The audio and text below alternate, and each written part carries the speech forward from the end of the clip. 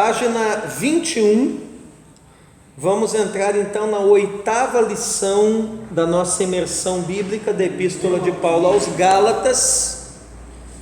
E essa lição tem por título: Abraão viu a cruz. Amém? É uma afirmação aqui, né? Vai que... Tira a foto e joga no grupo da igreja, né? Assim, ó,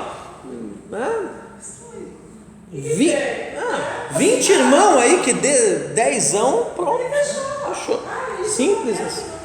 Gente, Romanos capítulo 10, verso 4, pessoal. Vamos lá, Romanos 10, verso 4, diz o quê? Porque o fim da lei é Cristo, para a justiça de todo aquele que crê. Amém? Qual o significado da expressão fim da lei? Que tem gente que lê isso aqui e diz: está vendo? A lei acabou, a lei foi abolida, anulada, banida. Mas será que é isso que o versículo está dizendo? Porque a lei leva até Jesus, e quando chega nele... Vamos para o grego.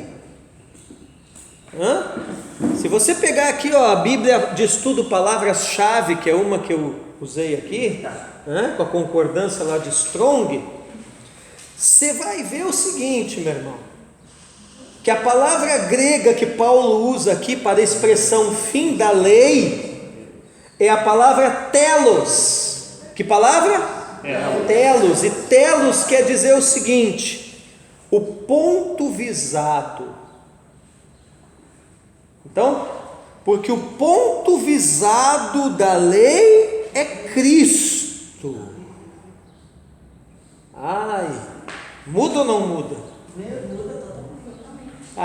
Outro significado da palavra telos, limite. Vamos lá. Porque o limite da lei é Cristo. Ou seja, a lei te leva até o limite, dali para lá, tu está em Cristo. O ponto visado, a lei mira, a lei aponta para Cristo. E quem é esse, né? Como um arco e flecha, né? Quem é essa flecha que a lei dispara apontando para Cristo? A flecha é você. Estão me olhando com uma cara. Vamos lá, outra, palavra telos, tá? É o grego, não sou eu. Significa também resultado, porque o resultado da lei é Cristo. Onde é que está dizendo aqui que a lei não presta, que a lei foi abolida, que a lei acabou, que a lei... Uma má interpretação da... Claro. Já está escrevendo, é o firmo, acabou. Aqui por diante é Cristo. Olha o Novo Testamento. Isso, essas ideias aí, né? Tem gente com essas ideias, que não quer mais nem usar a Bíblia completa, né? Eu já vi gente com essas ideias aí, que quer andar só usando o Novo Testamento. Eu não leio o Antigo Testamento porque eu não consigo ver Cristo. Deus o livre, mas tá tudo ali, meu irmão. Então, aí você vê que a lei ela já foi dada a Moisés para levar até ele. Exatamente. Mas quando se fala com o limite, né? Ele é o limitador, ele é o divisor de águas entre o sistema da lei e o sistema da graça. E depois nós vamos ver nessa lição aqui que tem uma lei no Novo Testamento. A Bíblia fala da lei de Cristo. Levai as cargas uns dos outros, e assim cumprireis a lei de Cristo. Então, tem lei no Novo Testamento? Tem, de Cristo.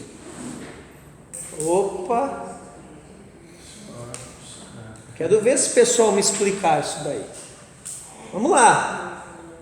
Então, o resultado da lei, irmãos, é Cristo.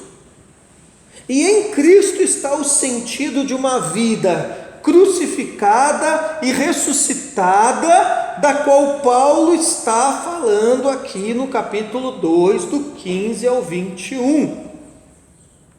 Então, Gálatas 2, do 15 ao 21, vai apontar para 4 verdades cristãs. Amém? Primeira verdade: a maior necessidade do homem é a justificação por meio de Jesus Cristo. Qual é a maior necessidade do homem? Justificação por meio de Jesus Cristo. Segunda necessidade do homem: a justificação não é por obras, mas somente pela fé. Amém?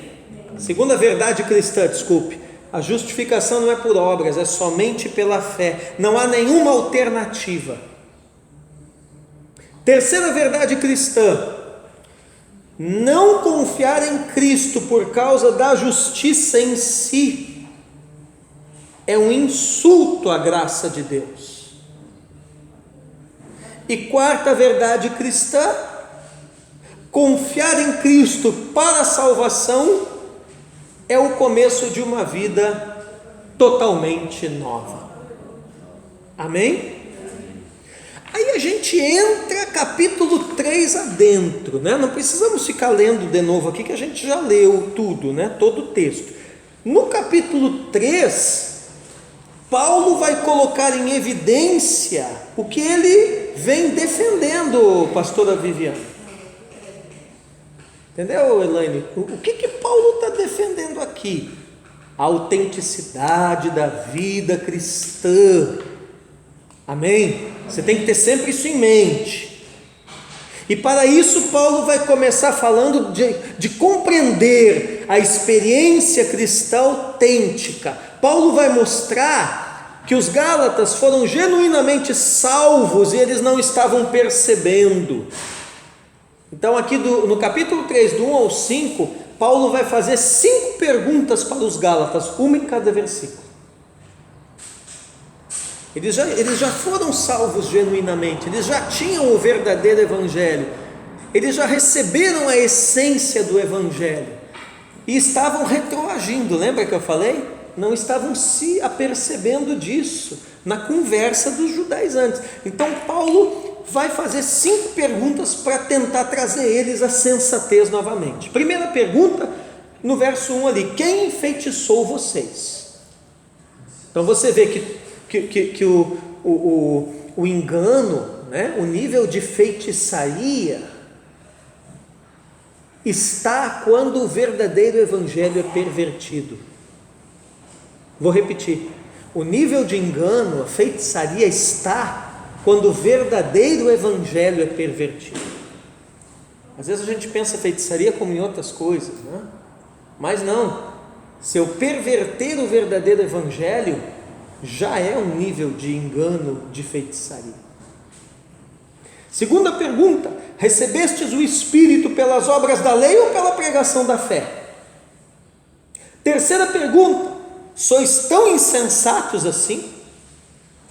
Quarta pergunta: sofrestes tanto por nada? Quinta pergunta: Deus realizou milagres entre vocês, né? Pelas obras da lei ou pela fé? E aí dos versos 6 ao 14 do capítulo 3 de Gálatas, Paulo vai mostrar, aqui a coisa começa a ficar bem interessante, que os que têm fé são filhos de Abraão e portanto estão debaixo da sua bênção. A bênção de Abraão é a fé. Amém?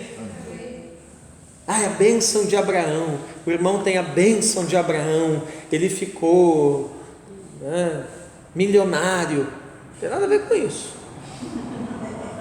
Se Abraão é o pai da fé, a bênção de Abraão é a fé. Com 100 anos estava fazendo filho. Oi? Agora era rico, com 100 anos estava fazendo filho, saudável. Olha lá, né? Gálatas 3, verso 7, está ali, para ninguém dizer que eu estou falando heresia. Sabei, pois, que os que são da fé são filhos de Abraão. Então nós não somos os primeiros a ter fé, irmãos, a ser salvos pela fé, como se isso fosse uma novidade, uma moda, uma heresia, né? É o que ele está dizendo ali, porque muito antes de nós, já teve gente que teve fé para a salvação. Paulo está dizendo isso, eu não estou falando nenhuma heresia para vocês, ó Gálatas insensatos, porque muito antes de eu vir aqui pregar essa mensagem para vocês, já teve gente que teve fé para a salvação. Que gente foi essa? Foi Abraão. Abraão é o primeiro, é o original. Amém? Os judaizantes diziam que a salvação se dava também por elementos da lei. Mas o que Paulo vai mostrar aqui, gente? Que a lei veio depois. Veja lá, a lei veio depois, e se Abraão creu e foi salvo, não é a lei que salvou ele, mas a fé, porque a lei veio depois. Gálatas 3, verso 6, vamos lá. É o caso de Abraão, que creu em Deus, e isso lhe foi imputado como justiça. Então o que Paulo está revelando aqui? Que Abraão viu a cruz, que Abraão viu Jesus crucificado, por isso ele creu. A nossa fé, que é hoje num fato passado, lembra? Fé é fato, né? A nossa fé, que é hoje num fato passado, a mesma fé Abraão viu nos seus dias, mas como um fato futuro. A nossa fé, que é hoje num fato passado, a cruz de Cristo, Abraão viu nos seus dias, mas a sua fé era num fato futuro. Gálatas 3:8.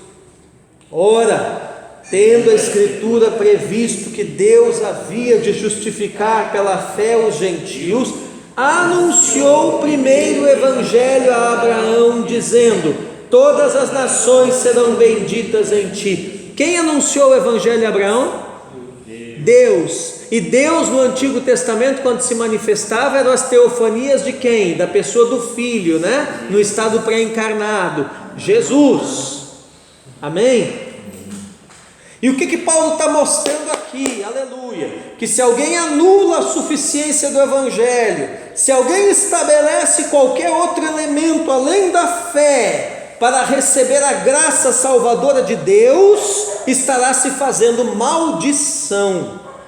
Gálatas 3:10, vamos lá. Todos aqueles, pois, que são das obras da lei, estão debaixo de maldição, porque escrito está: maldito todo aquele que não permanecer em todas as coisas que estão escritas no livro da lei para fazê-los. Paulo aqui, gente, está mostrando que se alguém não conseguir cumprir toda a lei, e é impossível mesmo, né, cumprir toda a lei, vai ser amaldiçoado por ela. Aí você diz: meu Deus, mas então qual é a solução? A solução é que o justo vive pela fé. E a fé é fato. Que fato? Jesus Cristo crucificado e ressurreto. Então está vendo? Esse justo, né, viverá da fé. Tem nada a ver com coisas materiais. Está relacionado ao fato de que pela lei ele não consegue viver. Ninguém vive pela lei. Todos morrem na lei, pela lei. Então só tem um jeito de viver. É pela fé, é pelo fato. Jesus crucificado e ressurreto.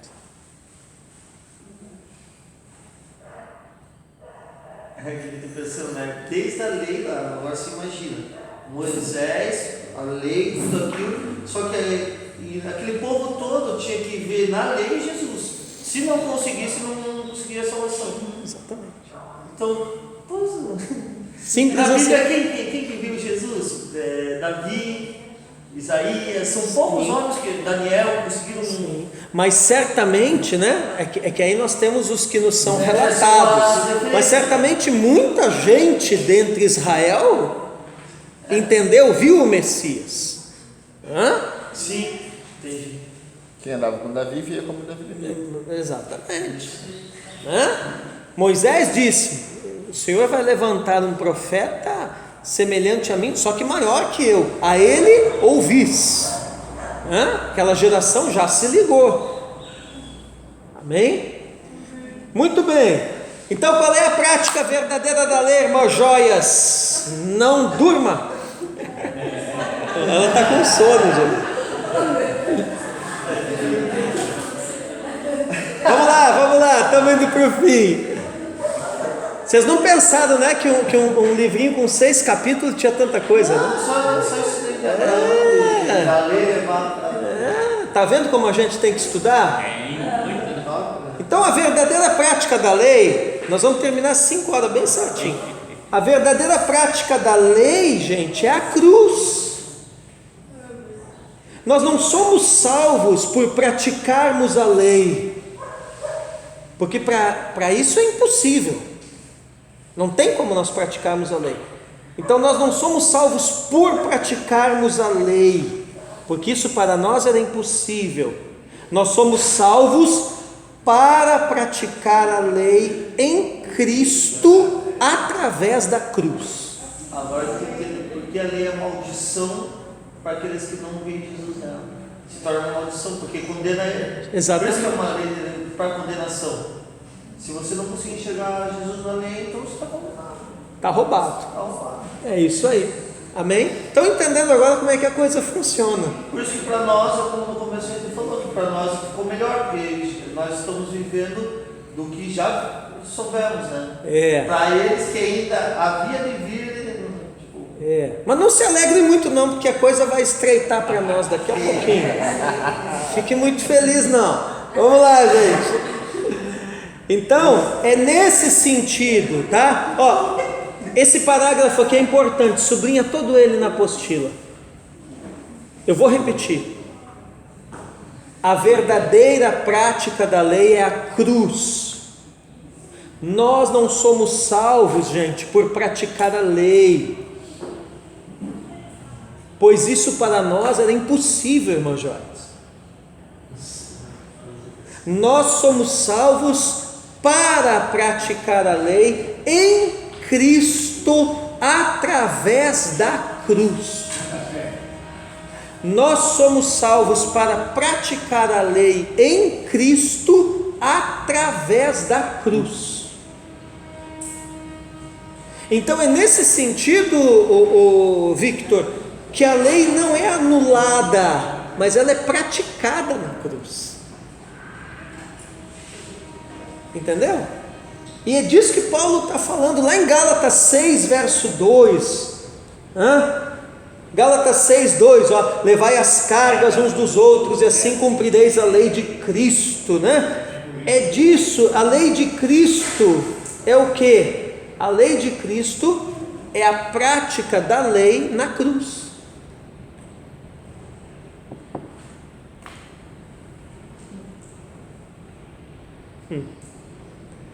Quando Cristo morreu na cruz, olha isso, quando Cristo morreu na cruz, o valor da lei foi transferido do papel para o corpo de Cristo, para os corações da igreja. 2 Coríntios 3, por isso que Paulo diz, ó, vamos ler: porque já é manifesto que sois a carta de Cristo, ministrada por nós e escrita não com tinta, mas com o Espírito do Deus vivo, não em tábuas de pedra, mas em tábuas de carne do coração. Então, nós poderíamos dizer o quê? Que nós não estamos mais na dispensação da lei de Moisés, mas nós estamos na dispensação da lei de Cristo. E a lei de Cristo você não depende de alguém para te ensinar. Ele já está. O Espírito Santo. O eunuco usou, né, a lei de, né, ele fala, ó, não tem quem me ensine. Agora você não tem mais esse padrão. Sim, assim, você tem o Espírito Santo que ilumina, mas alguém vai ter que ser usado pelo Espírito, que foi o caso do Filipe, para explicar para ele. Aí sim, não anula o elemento humano. Não. Então, do que eu estou falando, ô Malaquias, você que está aí encostado? Eu espero que ele esteja encostado e impactado, né? Do que nós estamos falando aqui, Jorge? A lei não perdeu o valor, ela perdeu o papel.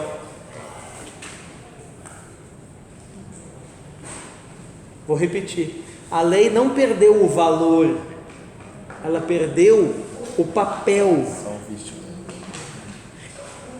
Ela foi aperfeiçoada de tal forma que foi resumida em 2 mandamentos. Lembra de Mateus 23, do 37 ao 40? Amar a Deus sobre todas as coisas e amar ao próximo como a si mesmo. Um está amarrado no outro, segunda carta de João. Isso.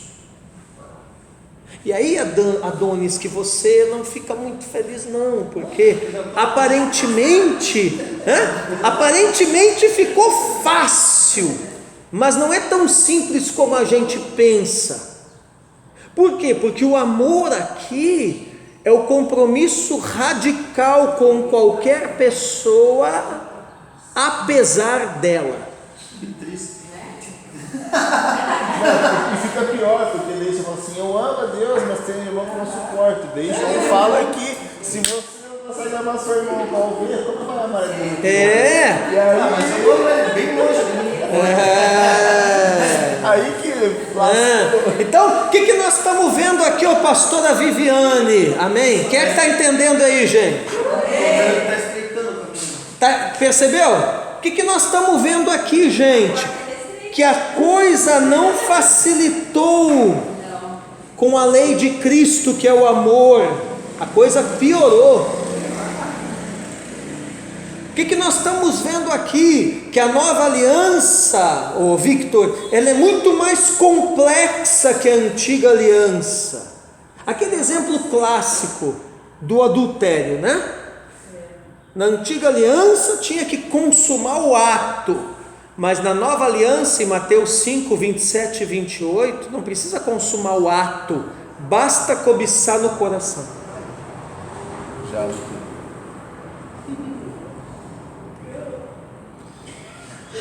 Ou seja, tem muita gente enganada Mas Jesus é amor. na nova aliança.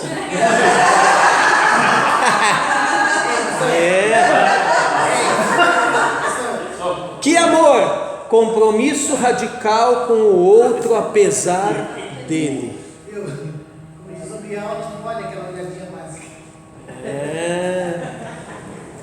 O que a lei mosaica diz? Vamos lá. Que se alguém não a cumpre totalmente é condenado, não é isso? Daí Cristo vem e nos resgata dessa maldição, fazendo-se Ele próprio maldição por nós. Gálatas 3,13, leia aí. Cristo nos resgatou da maldição da lei, fazendo-se maldição por nós, porque está escrito: maldito todo aquele que for pendurado no madeiro. Então Cristo declara na cruz o quê? Que Ele é maldito por nós. A bênção de Abraão é quem? É Jesus. Jesus é a promessa. E aí dos versos 14 até o 19 do capítulo 3 de Gálatas, Paulo vem mostrando versículo por versículo que a promessa é Jesus. Tudo se concentra em Jesus. E lá no verso 20, Paulo vai afirmar a divindade de Jesus. Quem é Jesus? Jesus é Deus na pessoa do Filho. Gálatas 3:20. Ora, o medianeiro não é o de um só, mas Deus é um. Amém? Aqui na Nova Almeida diz assim: logo já não sou, aliás, desculpe, 3:20, né? 3:20, ora, o mediador não é de um só, mas Deus é um só. Ou seja, o mediador é Jesus, e Ele é Deus, porque Deus é um só. Amém, gente? Muito bem, então Paulo volta a esclarecer que ele não está batendo na lei em si, mas sim que ela por si só é insuficiente, não pode dar vida, mas aponta para o caminho da vida. Gálatas 3:21, vamos lá. Logo, a lei é contra as promessas de Deus de nenhuma sorte, porque se dada fosse uma lei que pudesse vivificar, a justiça, na verdade, teria sido pela lei. Então o que nós percebemos aqui? Aqui há um cuidado de Paulo com relação a mostrar que a lei mosaica também tem a sua importância, também tem o seu papel, e não foi abolida, anulada, nada disso. Ela só não salva, mas aponta o caminho. E aí, Gálatas 3, do 15 ao 18, nós temos o que pode ser chamado de a verdadeira aliança inalterável. Do que fala a verdadeira aliança inalterável? Primeiro, a superioridade do caminho da graça sobre o caminho da lei. A base da aliança entre Deus e Abraão foi a fé. E a lei, ela vem 400 e poucos anos depois, com Moisés, para regulamentar isso. O que Paulo está mostrando aqui? Que a graça pela fé vem antes da lei, que a graça pela fé tem a primazia. Amém? Por quê? Porque os judaizantes estão lá dizendo, não, né? Vocês têm que crer em Cristo, mas circuncidar e cumprir toda a lei. Se vocês querem ser filho de Abraão, que nem nós. E Paulo diz, não, os filhos de Abraão é pela fé. E quando Abraão creu e viu Cristo crucificado, e Cristo mesmo pregou o evangelho para ele, nem lei ainda tinha. Então o que é mais antigo tem a primazia, e a lei não é mais antiga, a graça é mais antiga, a fé é mais antiga. Lembra uma das acusações dos judaizantes contra Paulo? Olha, Paulo, o evangelho que você prega não tem tradição. Aqui Paulo está defendendo a tradição do genuíno evangelho, a antiguidade da graça, da fé pela graça de Deus, que é lá o caso do patriarca Abraão. Paulo não ia no Antigo Testamento. Isso, se o Antigo Testamento não tem nada a ver, por que Paulo fica citando, né? Outra coisa, aqui a verdadeira aliança inalterável, segundo ponto, a fé justificou Abraão diante de Deus, e a lei não pode mudar esse fato, é o que Paulo vai mostrar ali. Terceiro, a fé continua sendo o único caminho para o homem entrar em correta relação com Deus. Amém, gente? E aí, Gálatas 3, do 19 ao 22, nós vemos o seguinte: por que a lei foi introduzida? Por causa das transgressões. Paulo vai mostrar que onde não há lei, não há pecado. Então, nesse sentido, mais uma vez, nós vamos perceber que a lei não foi anulada, não foi abolida. Por quê? Porque mesmo debaixo da graça, hoje nós continuamos lutando diariamente com o problema do pecado. Não, a lei não existe mais, então não era para existir pecado na vida de ninguém. Não era para haver luta com a tendência pecaminosa na vida de ninguém, porque onde não há lei não há pecado. E os condenados vão ser julgados em detrimento da lei. Exatamente. Né? O que você tem que entender? Né? Ó, a Angélica está quase comendo a caneta ali. Né? Vocês estão vendo como a gente tem que estudar? Deixa eu assustar um pouco vocês. Você está começando a entender a salada que pode estar dentro da cabeça de alguém que você cuida? Hein, pastor? A salada que pode estar acontecendo dentro da cabeça daquele seu liderado, daquela pessoa que você discipula, que está lá na célula, que está lá na igreja, e de repente está com todas essas coisas na cabeça aqui, ó, e não tem nem ideia. Está vendo como é importante? Como Paulo diz a Timóteo lá, tem cuidado de ti mesmo e da doutrina. Está vendo como a gente tem que cuidar da doutrina? Ó, a lei define o pecado, mas não o remove. A lei define o pecado, mas não o remove. Então por que a lei é importante? Porque ela define o meu pecado, ela aponta o meu pecado. Isso que você falou do sacrifício, né? Que ele cobre, mas não remove. Por que a lei é importante? Porque ela salienta o meu pecado. Se eu chegar e disser assim para você, olha, você precisa se arrepender. Tá, você vai dizer, tá, mas me arrepender do quê? Aí eu tenho que te dizer o que é. Você precisa corrigir isso que está errado, tá, mas o que está errado? Eu não tenho como te dizer o que está errado, porque eu não tenho padrão. Olha, então não diga que eu estou errado.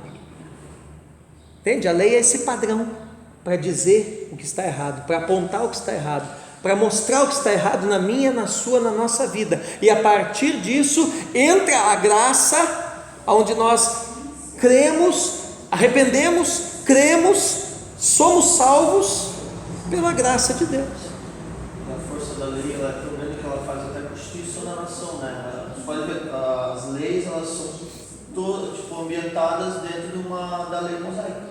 Não roubar, vai preso. Sim, sim, é que aí são aqueles aspectos morais da lei, e isso continua valendo, né? Não matarás, vale tanto para Israel como aqui no Brasil, como valia naquela época, como vale hoje. Então o pessoal também não entende, né? Quando você não faz essa distinção, que a lei tem o aspecto moral, civil e cerimonial, você vai se confundir e vai confundir os outros.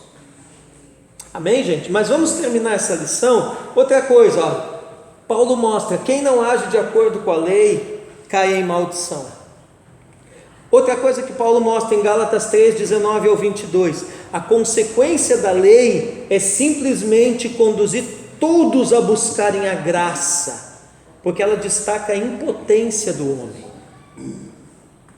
E aí, entre o capítulo 3 aqui, entre o verso 23 até o 29, e aí Paulo vai usar duas imagens para explicar a função da lei, que o irmão Joia estava falando comigo ali na hora do almoço do aio, né?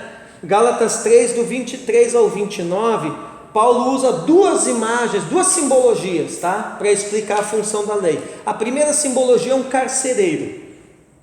Ele vai dizer assim, que a lei é como se alguém estivesse preso, sem ter meios de ser salvo, até que Cristo morresse.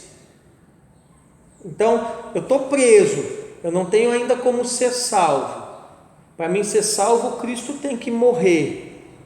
Então eu estou guardado, e quem me guarda nesse lugar de espera, é a lei, é o carcereiro, é a lei. Amém? Eu não vou entrar nesse assunto, mas quem é aluno da escola aqui, lembra lá da parábola do rico e Lázaro, que nós falávamos do seio de Abraão, dos santos da antiga aliança que ficam contidos naquele determinado lugar até... isso aí. E quem é que é o carcereiro ali? É a lei. Então quando Jesus morre, cumpre a lei, o que o carcereiro tem? As chaves. E aí ele desce, né? Recebe as chaves, desce ao mundo dos mortos e tem acesso àqueles santos da antiga aliança que estavam contidos lá, aguardando a manifestação plena, a revelação plena do Messias, e que já estavam salvos pela fé. E aí ele leva cativo o cativeiro e concede os dons aos homens. Mas isso é outra história. Vai embora, né? Amém? Isso aí vai embora. Pastor, mas já havia separação lá, né? Oi? Sim, já havia, claro, né? Mas tá vendo aquela coisa lá, que aí Jesus tomou as chaves da morte, do inferno e tal, né? Tá, mas a gente diz assim, tomou das mãos do diabo, né? Onde é que está isso na Bíblia? Fala que tomou o nome de Satanás, né? Tomou a mão de Satanás, a chave. A chave está na mão da lei. A lei é o carcereiro, ela tem a chave. Enquanto a graça não está manifesta ali na sua plenitude, na consumação, no fato dele ter crucificado, ter ressuscitado, enquanto isso não acontece, a lei é o carcereiro que tem a chave, ou seja, que mata e manda para o inferno. O está consumado é o ponto de partida para essa liberação. Isso. Estou falando que vocês estão ficando bom. Glória a Deus, né? Bom é Cristo, né? Então, tá? Quanta coisa você está pensando aí, meu Deus, quanta coisa já falei errado na vida, né? Outra coisa, outra simbologia que Paulo vai usar aqui em Gálatas 3, 23 ao 29, é o pedagogo, irmão Joias, que é o aio, ou o tutor. O que é um tutor, gente? No mundo antigo, as famílias nobres tinham um escravo de confiança do Senhor. Esse escravo tinha acesso à casa, e os filhos pequenos do Senhor, que eram os herdeiros, ficavam aos cuidados deste escravo. Esse escravo ia cuidar, ensinar, encaminhar a criança até ela chegar na idade adulta e poder herdar a herança dos seus pais. Quem é esse pedagogo, esse tutor? É a lei. Não sou eu quem está dizendo, é Paulo. Então, assim como uma criança não pode decidir por si mesma, o homem debaixo da lei não pode decidir por ser salvo, mas a lei vai acompanhando ele até o nível da maturidade que é Cristo. E aí Cristo aqui representa a idade adulta. Então o que é a lei no nosso processo de salvação? A lei é a infância, é a imaturidade. E aí quando chega na idade adulta, que é a plenitude de Cristo, a fé, a manifestação da sua graça, aí você não precisa mais desse tutor, desse aio. Você precisava de babá enquanto não conseguia responder pelos teus atos. Chegou na idade adulta, não precisa mais, não é verdade? O professor chegou no começo assim, de a gente se integrar a história, né? A gente fica imaginando agora essa carta chegando aos Gálatas. Será que eles conseguiram ter toda essa plenitude de entendimento do que Paulo estava falando? Sim, nós é que temos a dificuldade. Eles entenderam perfeitamente. Olha, o discurso estava fresco na mente deles. Claro.